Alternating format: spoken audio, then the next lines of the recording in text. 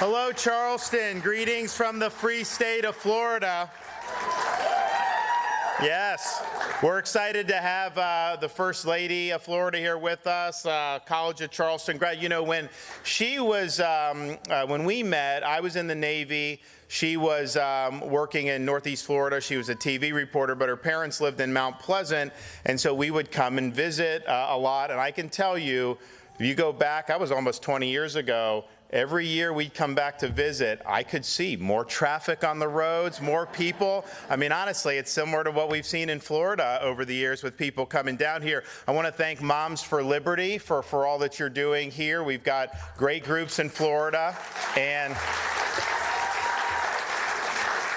your charge is very simple. If you can't make them see the light, make them feel the heat. And that's exactly what we're doing in all of our school board races. We're proud to talk about what we've been able to accomplish in the state of Florida, because we've really led the way on a lot of important issues, and we've produced results that have been the envy of the country. We are the fastest growing state in the United States. We're #1 for net in-migration. We're #1 for economic freedom. We're #1 for education freedom.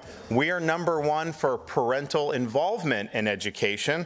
We're #1 for public higher education. We have the second lowest tax and debt burdens in the country per capita, which is good.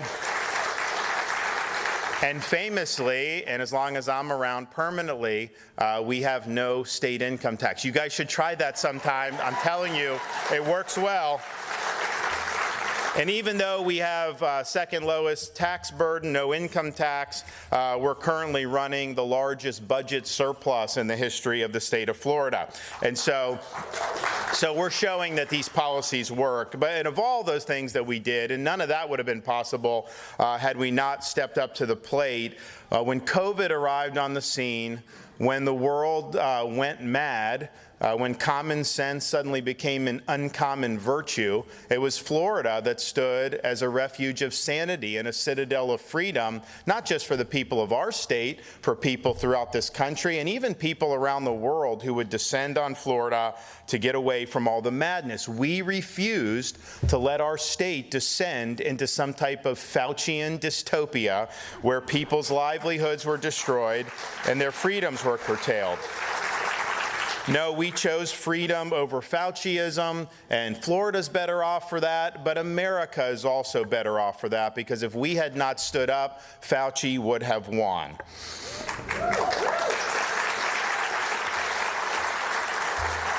And I think the good news about Florida, because sometimes there's a lot of pessimism about what's going on in the country, but I think what we show is that leadership matters and that boldness is rewarded.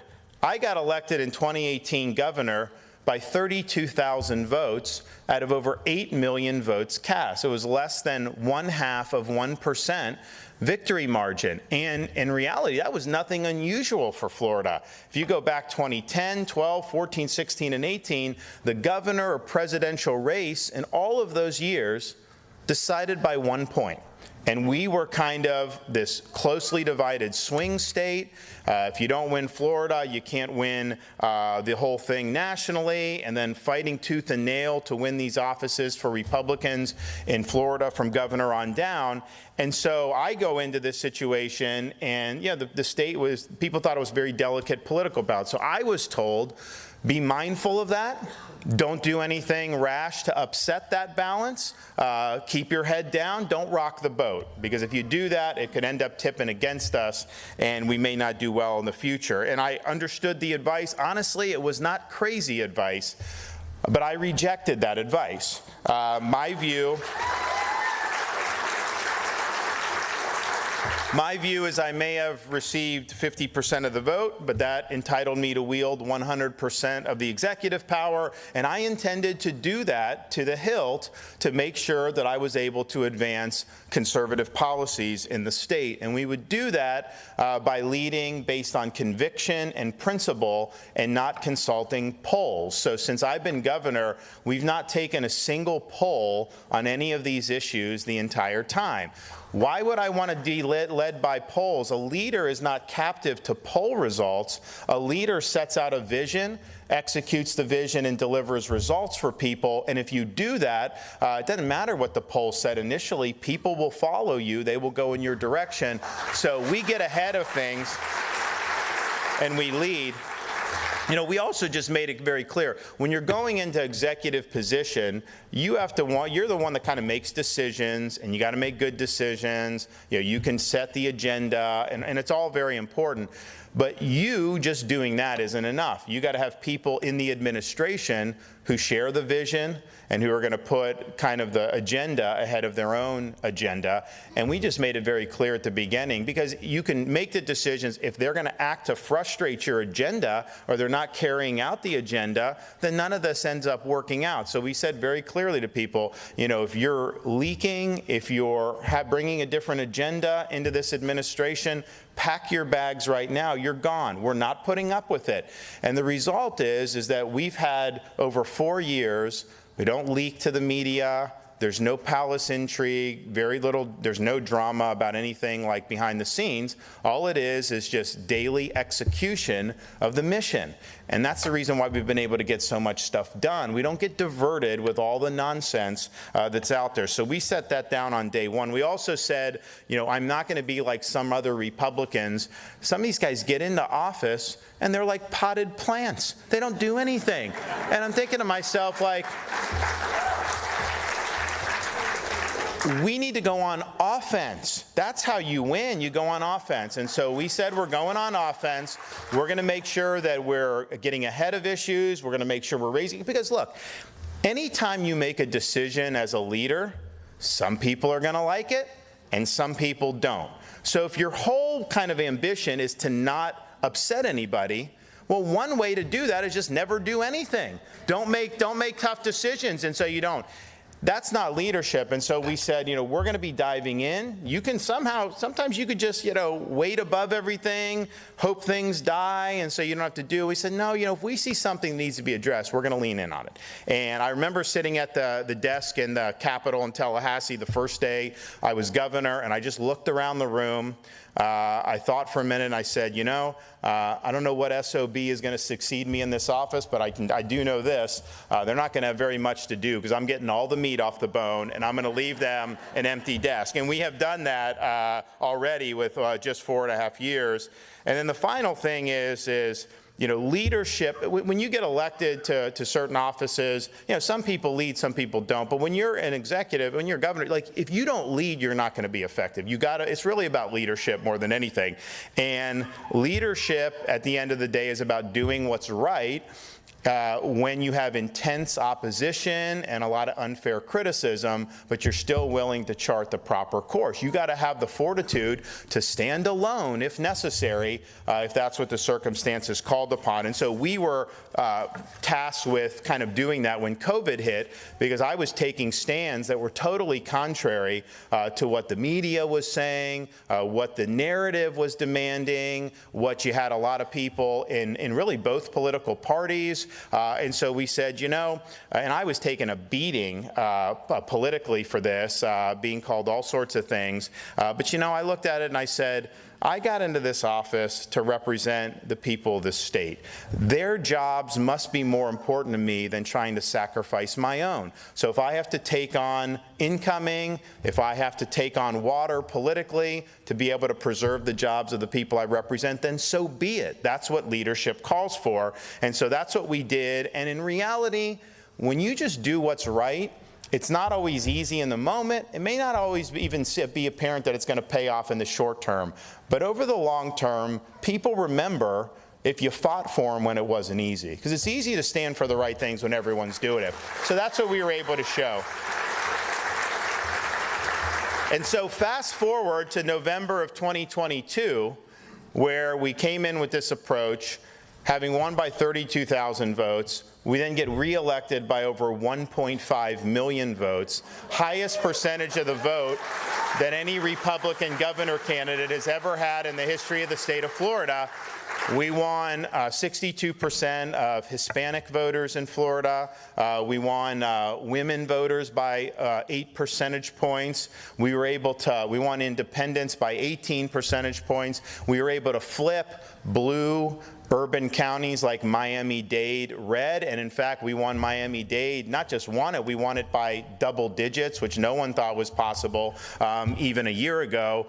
We also flipped counties like Palm Beach, and as was mentioned, it's not just about you. Like, yes, I was the top of the ticket, and my race was important that we could continue our task, but you're really trying to build a team, and politics is a team effort. So we helped members of the legislature, and we were able to help earn super Republican majorities in the Florida legislature. So these are the biggest majorities we've ever had in state history as Republicans. We did get involved in school board races. We targeted 34 races, and we were able to win 29 conservative school board members, sending them to office throughout Florida. And that just required us to, send money, send help, and all that, and actively get engaged in those races, but it's worth it. So now, statewide in Florida, there's not a single Democrat elected to statewide office for the first time since the Civil War period in Florida.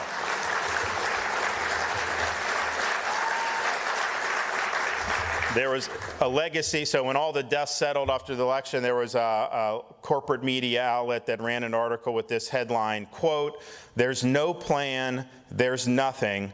Florida Democrats in despair about the future." That is what you call winning if you're a Republican, let me tell you. So we're proud of that, but I think what it shows is, at the end of the day, you take a state like Florida that had been a swing state, and then you move it, in a conservative direction.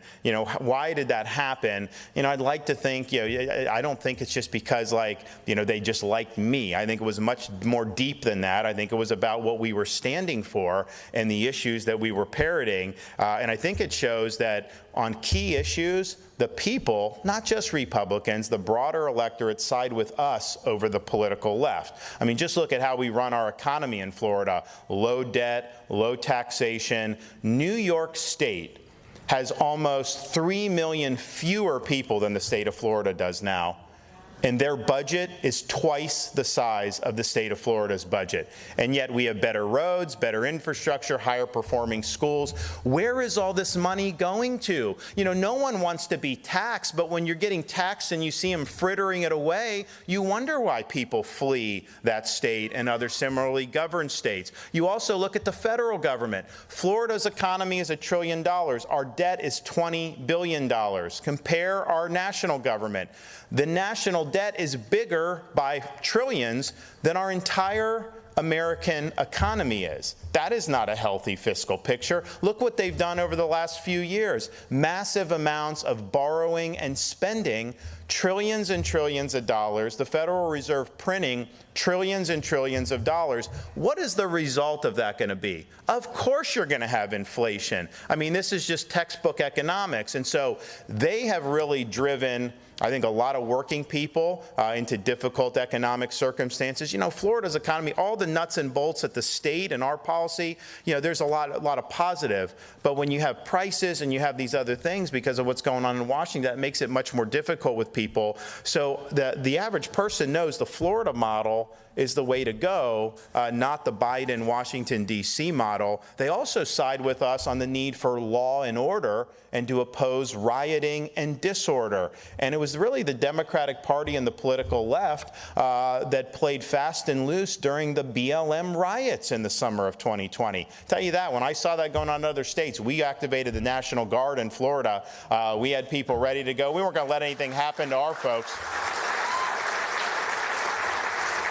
We've also rejected soft on crime policies. We've actually passed legislation prohibiting local governments from defunding law enforcement. And I'm the only elected official in the country that's actually removed a Soros-funded DA from office, which we did.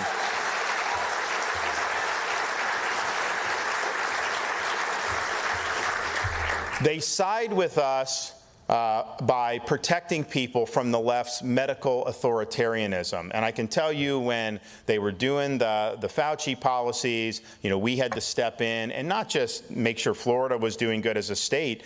We had to overrule local governments who were trying to get in people's business about masking and about lockdowns. And we said, you can't do that if you're a county. And we were able to really protect a lot of people. And then when they wanted people to lose their job based on not taking an mRNA shot, we enacted protection so that in Florida, nobody has to choose between a job they need and a shot they don't want. We were the first state in the country to ban vaccine passports, because you should be able to participate in society without having to show medical papers. And we were also the first state in the country to prohibit any COVID shot mandates for school children. That is not something that can be mandated. People also side with us on wanting our school system to be about educating kids, not indoctrinating kids. We in Florida stand for the rights of parents to be involved in the education and upbringing of their kids. We believe that it's important that the education stay focused on the nuts and bolts. That's why we've done things like ban critical race theory in our K through 12 schools. We're not going to use your tax dollars to teach kids to hate our country or to hate each other. That's unacceptable. We've also made sure parents have the ability to inspect the curriculum, so you know what's being taught in your kid's school, and you can object if something is not appropriate or if it violates state standards. And what the left and the media will try to say is, if there's a book in school that a parent objects to that says has pornographic images in it, that somehow that's, quote, banning the book. No, the adults can do, but does that belong in a school library with elementary and middle school kids? Of course not. I actually did an event on this in Florida. It was called Exposing the Book Ban Hoax. And before we had people speak, I did a video that just showed the books that were at issue and what the parents are objecting to. The local news had to cut their broadcast feeds because it was too graphic. Well, if it's too graphic for the 6 o'clock news, why is it okay for a 6-year-old kid? I mean, give me a break.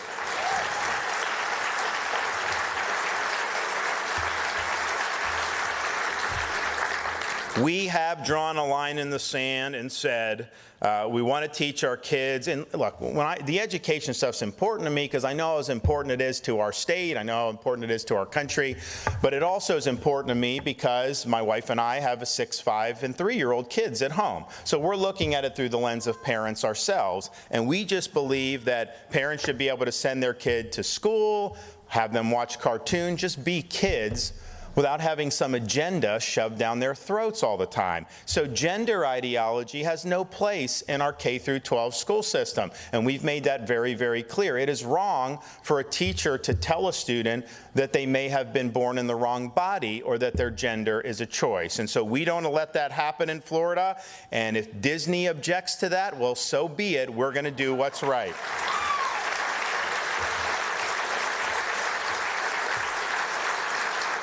We're also making sure that higher education in Florida reflects the values of the people of our state.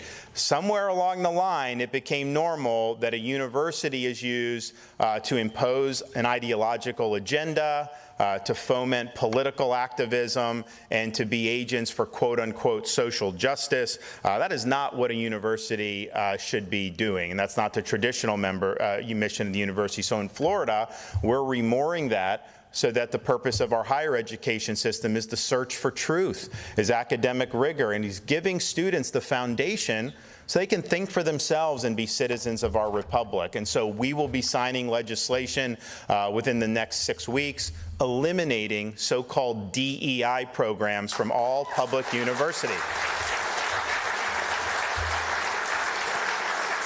They say it stands for diversity, equity, inclusion. In reality, what it is a Trojan horse to impose left-wing ideology on the student body using the administrative apparatus of the university to do so.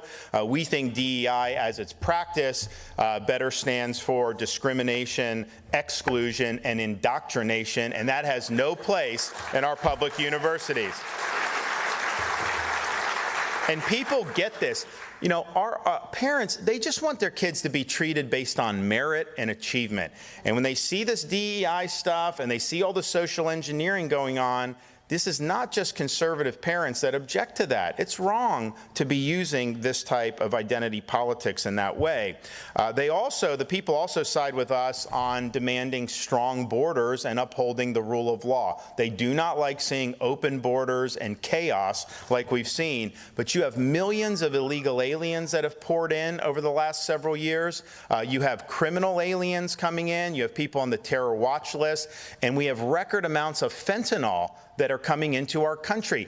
The media likes to say, oh, well, what does Florida care? They're not a border state. I can tell you the stuff is coming in every single community in our country. We have more overdoses now than we've ever had in recent times, and the huge percentage of that is because of fentanyl. It used to be kids may make some stupid decisions, but they wouldn't die as a result. They take some substance that's laced with fentanyl, they could die just as a result of one bad decision. So we see mothers all too frequently that have lost children as a result of fentanyl overdose. And I think that a lot of people don't want to do anything about it. Like in Florida, we've sent people to the border to help Texas, some of our law enforcement and National Guard. We've banned sanctuary cities in the state of Florida. We work on our maritime interdictions because we do have a big maritime border, and they'll try to send boats from Haiti or Cuba or some of these places. It's the Coast Guard's job to interdict, but Biden doesn't give them enough resources to do it. So boats were getting through. So I mobilized the state's maritime assets.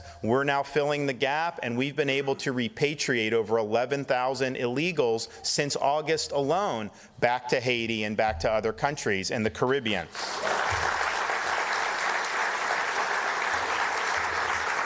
And all that gets ignored. In fact, the only time I've ever seen the national media get involved in terms of caring about the border was when 50 illegals showed up to Martha's Vineyard. That's the only time I saw them get upset about it. We also, part of what you need to do is the border's too big. Some say, oh, let's do some more Border Patrol agents, all that. Look, you need a wall to be built along the southern border because you can't do it with just manpower. And I think it needs to be done. And all I can say is this, we had a major hurricane come through Florida last September, and it did a lot of damage. One of the things it did, it knocked out a bridge going from the mainland to Pine Island, and it severed the Sanibel Causeway in 3 different areas. And those are not state bridges, they're not state roads, but and the local governments were telling the residents it's going to be 6 months before you have access to be able to get back and forth on these islands. And so they came to me because they're like, our islands will be dead if that happens, if it takes 6 months. Can you help us? I'm like, all right, I'll help. So we took over the job. I got my guys together and I said, listen, no bureaucracy, no red tape, and no excuses. Let's just get this done. So we accepted the job to do Pine Island, which they said would take 6 months, we were able to rebuild in 3 days. And then Sanibel Causeway took us 2 weeks after that to be able to fix it in 3 places. And so I only raised that because those guys I used in Florida, I will send to the southern border to build. Just tell me, come on, Joe, send us in. Let's do it. Let's get it done.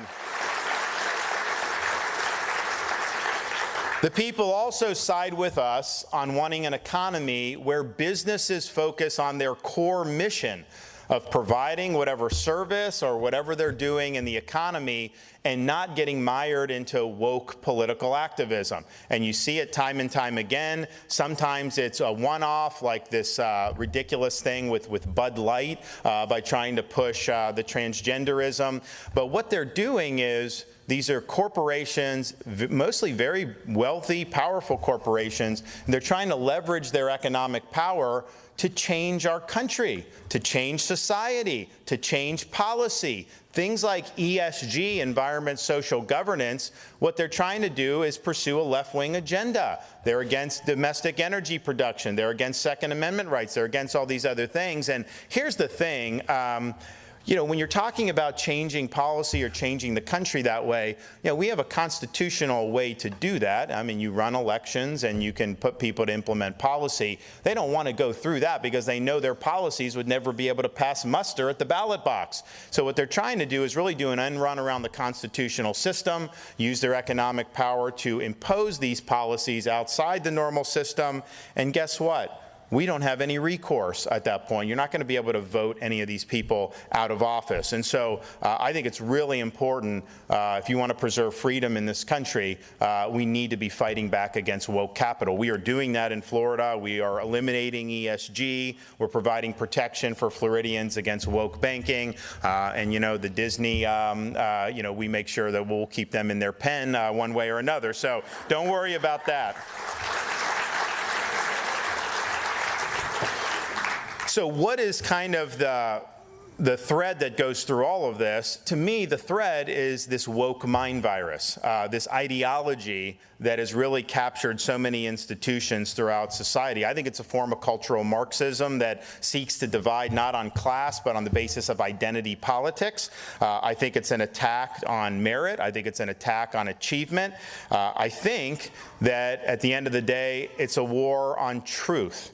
And it's really important that our society be rooted in truth. And so if you tell me that somebody who's on the men's swim team for 3 years can just switch and do the women's team and somehow win the national championship, that's a fraud. That is not true. That is not the actual best women's swimmer in that thing. And so I think it's important that we reject the woke because the woke is asking us to reject the truth. And so in Florida, we recognize this as a threat across the board. Yes, we fight the woke in the legislative chambers, but we also fight the woke in the schools. We also fight the woke in the corporations. Our mantra is we do not ever surrender to the woke mob because we've made the state of Florida the place where woke goes to die.